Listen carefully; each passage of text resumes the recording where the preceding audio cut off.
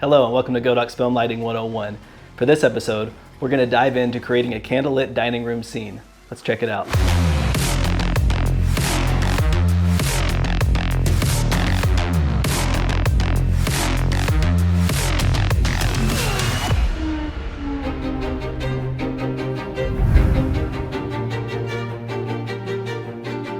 Creating a historical narrative scene is a lot of fun, but can also be a bit tricky depending on the era you are portraying. There are many factors that come into play. Things like wardrobe, hair and makeup, set design, and of course, the lighting. Fortunately, Godox offers the perfect lighting that can easily transform a scene to match any era. When creating a period piece, it's important to find a location that will work best for your story. The location is a character itself, just like your subject, so always try to keep that in mind.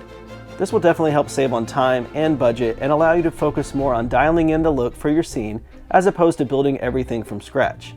For this example, I chose to use a formal dining room. It already had a nice vintage look and a few practical sources that I could take advantage of.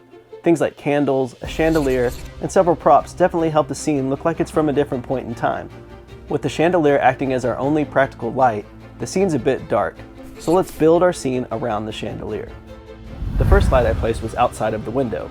I went with the Godox VL300. I wanted this light to portray a hard lighting source, such as the full moon at night. I used the Godox C-stand and arm to place the light very high up. I angled it downward, pointing it directly at the window.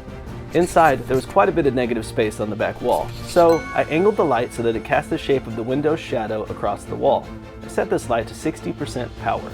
The next light was also outside. I placed a Godox ML60 high up and pointed it directly at the tree. This allows for a bit of color contrast by illuminating the green from the tree and helps balance the scene behind the subject. This light was set at 50% power. For the interior lighting, I used 3 Godox TL60 tube lights throughout the room. These lights are incredible. They are super easy to use, allow for ultimate control of the full 360-degree RGB spectrum, a flexible form factor, wireless operation, and tons of effects and modifiers. They have an internal battery that lasts several hours and you can easily mount them anywhere. Because the scene is motivated by practical candles, I used the candlelight effect on the TL60. This was perfect for what I needed, and I was able to easily add it to the scene to add a nice motivated key to the subject's back and face. This light was set at 16% power. I then placed another TL60 in the corner that the subject was facing. I didn't have any room for a light stand in this corner because of my composition, but since these lights are so flexible and easy to use, I literally just leaned the light against the wall. It was perfectly hidden out of the camera. The purpose of this light was to help highlight her face, provide a nice eye light, and also illuminate some of the foreground props.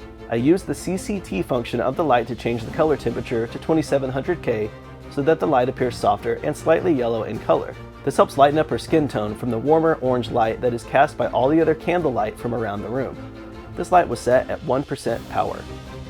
Now, I needed to add a touch of motivated candlelight to the back wall. With the help of my lovely poodle assistant, I hid another TL60 on a chair under the table and directed the light to the back corner. This helps illuminate the back wall just a touch so that it preserves some extra detail from around the room. This light was also set on the candle effect and powered to 14%.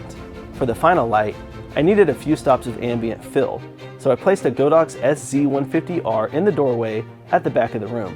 I needed to balance out the warm color temperature coming from the interior lights with the daylight balanced moonlight coming from the window. This light makes things so much more efficient because it eliminates the need to clamp any gels to the front of the light, which is a huge time saver. I bounced this light off of the ceiling so that the ambient light would spill all around the room, but still seem motivated from all the other sources.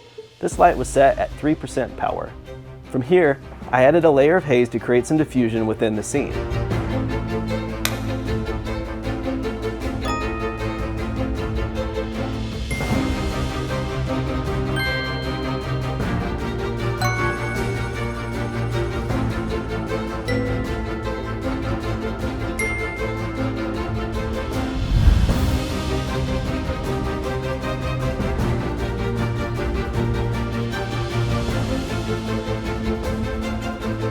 Hopefully, these techniques are helpful for you to try out on some of your future projects.